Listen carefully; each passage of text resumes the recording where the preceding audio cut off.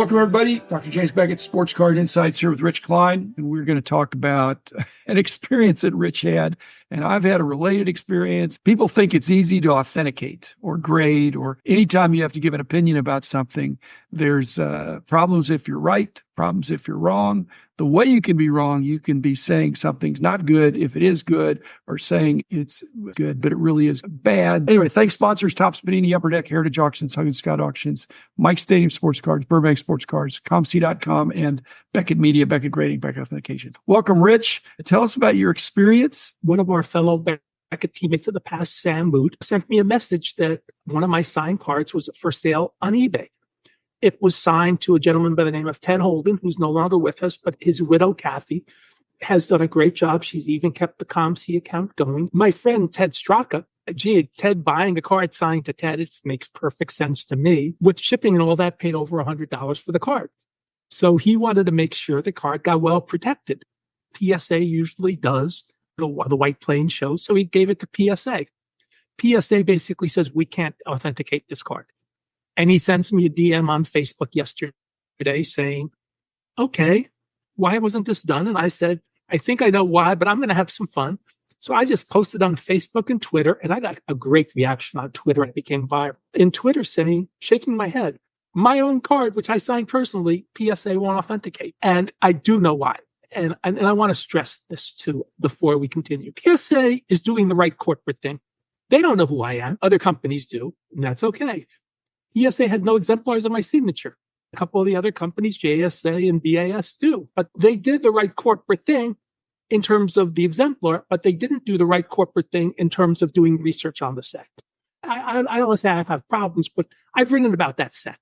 I'm probably the leading expert on my own cards. And of the few we did at Beckett, we did the 92 Technical Services, AKA Price Guide. Right. And then we did a 93 Picnic set, which I don't think we ever came up with a complete checklist. We have more than 600 cards from that set, and I don't think anybody's close to a complete set. Even us beloved Beckett retired former employees, none of us have close to a complete set. I think I have 50 or 100. You might have more than that, but it shouldn't surprise you that I have a complete set. They gave me a complete set first off the line. Okay, so you're the only one. Maybe I'm the only one. By the way, if I sign one of those cards and it's sent to PSA or JSA or BAS, I can understand if they say this is not a legitimate card, this is like a custom card, we won't take that. That's more reasonable than the Topps card not being authenticated. BAS, it doesn't have to be a card. It could be a 3x5. It's unclassified.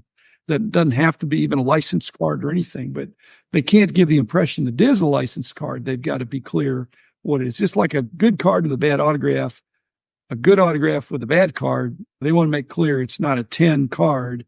Your signature could be a 10. Are you out of your cards from the... You still have like 50, 60 left. Okay, don't say that, Rich, because this drives down the price. Our old buddy Nigel Spill has been threatened to come in to pay me to do a private signing on the rest of them.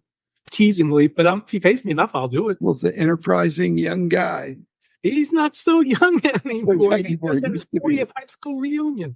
In all seriousness, a couple of things to defend PSA on. Somebody actually DM'd Nat Turner about this, and he responded, and he goes, "You're also not a celebrity." And so... Who said that to you? How dare he? Basically, yeah, he posted, "I'm not a celebrity." Which is true. I'm not. There are a lot of people who don't know me. You're a huge fish in not the ocean, and it's more than a pond. It's like a lake. Yes, exactly. But I understood where he was coming from, and I had a lot of fun with it. But what he's really saying is there are still a lot of people on Twitter, because I don't do a lot of I'll use the word hip podcasts or hip webcasts. I've not been on Jeff Wilson. It's been a long time since I've been on Jeremy Lee. Yeah. I've never even been on Sports Card Radio or any of the places that get huge viewerships. So I get that. I don't know if that's the metric, but I bet you that's part of it. But let's put it a different way. It probably was the first Rich Klein autograph that had been submitted. It was to PSA. And I think I was the first one that submitted one to BAS, to Beckett Authenticating. And I submitted because I wanted to put you on my card wall. I appreciate that. They bounced it. They said no exemplars. And I think it never really got through the whole hierarchy of people say, "Hey, what's the deal here? Rich is a phone call away. He's 5 minutes away." Like, I had to go somewhere during rush hour the other day, and I tested going to the Beckett office during rush hour, and it was 5 minutes during rush hour. I'm saying, but they weren't necessarily going to drive to you. But if they'd have called you, which you're a former employee, anyway, PSA, I understand that's in California and a different story. I agree. I don't think PSA did anything wrong. And this points out another issue. People get upset if something is submitted for authentication or for grading, and it could come back rejected. It could come back inconclusive. It could come back as authentic if it's a card. If it's an autograph, it's either just going to be inconclusive or rejected, or they'll slab it. The possibilities include getting your card sent back in a state that you don't agree with. In your case, you say, wait a minute, it's a good autograph. I remember signing it. Or it's a card I pulled out of a pack that they say didn't measure, or it's a card that I didn't trim, or I watched the signature. I don't have any problem with resubmitting. I wouldn't want to pay twice. But to resubmit to the same company or another and say, could you take another look? I'm Rich Klein. I am the person. Here's my driver's license. Here's my identification. And here's my signature. And please consider it again, or sending to another company. I knew BAS took, and a matter of fact, when Kyle Robertson sent one of my cards in, just to have fun with me, one of the guys at BAS DM'd me on Facebook and sent me the card and started teasing me. Is this you? I said, so I originally said no. And I said, oh, yeah, it's really me. It's signed to Kyle. That's fine. Kyle got it slapped. And JSA, CGC also said, I'm in the checklist that they have exemplars, and they'd also be happy to do that for my friend. I sent in a few of myself, of my own signature, maybe a couple of years ago, but they started to reject one of the signatures. They were coming from me. And I submitted 10, let's say, and then 9, they said questionable. And they did contact me because I am contactable. And I said, look, guys, I was in a hurry, or I was at an angle or something. So it just didn't look like the others. I said, did you honestly think I'm trying to slip one by you? But when they're doing it, they have to treat it as a business. They can't say, I know this guy, he's probably okay. They have to follow protocol, I think. But you're right. They could have followed up, but I bet they have a policy of not following up if they think it's a one-off. Again, I don't know which client we're ever going to get. Why do I need to add it to the exemplars?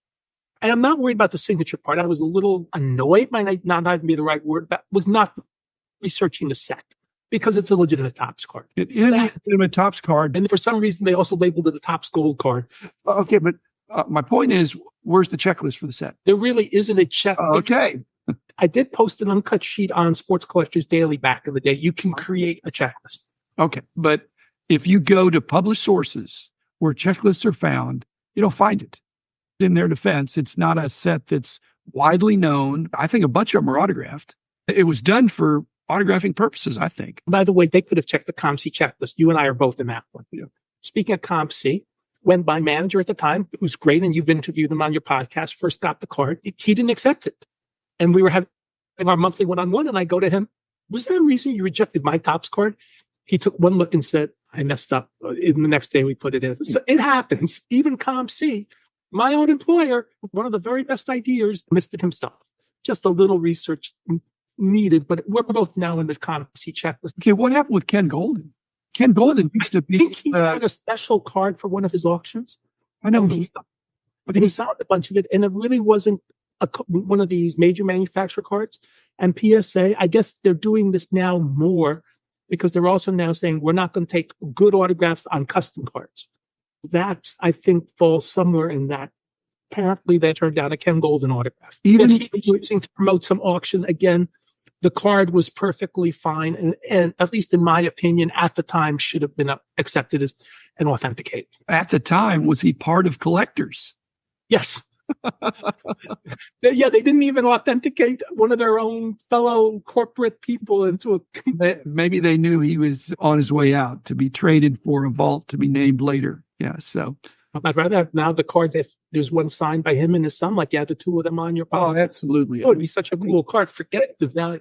So you're saying they're not going to slab custom cards that are signed as custom cards with authentic autograph. Right. They're not going to do that anymore. Oh, and the side thing about Ken Golden. Many years ago when the tax law changes and I was still doing prize at the synagogue show, I was able to send him the Dot Ring 501c form. And I explained to him the type of prizes I wanted. Most people wanted really expensive prizes. I said, $5 to $10 items are perfect for our group. So I got these 3 big boxes, and I will tell you, I have never had so much demand for prizes as the generosity that he did when he was cleaning out one of his warehouses. So I always appreciate Ken for that. Many people do not accuse Ken of having a heart of gold. That I will tell you. But in some respects, he does. Yeah. He's got a thought fun. Yeah. And a lot of people got a lot of good stuff. People at our show were thrilled with what he said. Okay. Going with the Signature Exemplar database. Another hypothetical for you. At the ADOT show that you had a couple weeks ago, you did not require identification, but you did either maybe strongly request a sign in. And so you have exemplars of all the people that came to your show. If you had also taken a picture of their driver's license or some other ID, you could have your own little database or also photo recognition of people. You could marry up the signature with the identification with the photo. I really didn't go into that rabbit hole. I just want them to, as per our synagogue policy nowadays, sign in just so we can verify who's in the building. And per our policy, we don't ask for ID. Okay, that's understandable, but that means somebody's signing in that may be their own name, it may not be. But I'm wondering, as we've discussed this a little bit, with what's going on in our society, perhaps the national this summer or next summer is going to require a little more security conscious. Perhaps your ID, perhaps facial recognition, a picture of you and signing in, and maybe some kind of a waiver even, that you're coming in and accepting the risks or whatever it is. As society becomes more and more invasive and privacy becomes more narrowly defined or broadly defined, a lot of people will give away their privacy. But then people could crack the database and find out that you and I are in Chicago next late July, early August, if it was available. I think you can make that work if you're not slowing down people entering the show floor. If it takes 2 hours, but you're there at 8:30 and you have the VIP pass, and that's when they're supposed to and you don't get onto the floor at 10:30, what's the point of having a VIP pass? So you've got to be able to do it in a way that doesn't slow down. And also, how many people do you hire to check everything? TSA lines at the airport, which unless you sign up for pre-TSA check, you can be on a TSA line for hours. The problem in Cleveland was getting out. Getting in wasn't any bargain either, but getting out was trouble. Nobody's checking your ID when you're leaving. Anyway, that's enough about that, Rich. I'm sorry for your inconvenience. I don't think it damages your ego because I think you have a very healthy ego as I try to. I had the time of my life yesterday. I went viral. I was laughing with all the comments. I actually had a great time. This is one of these things where people say, are you mad? No, I really wasn't mad. I was laughing the whole day. I guess you're just hobby famous. But if somebody wasn't and they just sent in their autograph to PSA or BAS or something and said, authenticate this signature, and even if it was your own signature, does that mean these authenticators are only for famous people? That's the impression I got. The man in the house who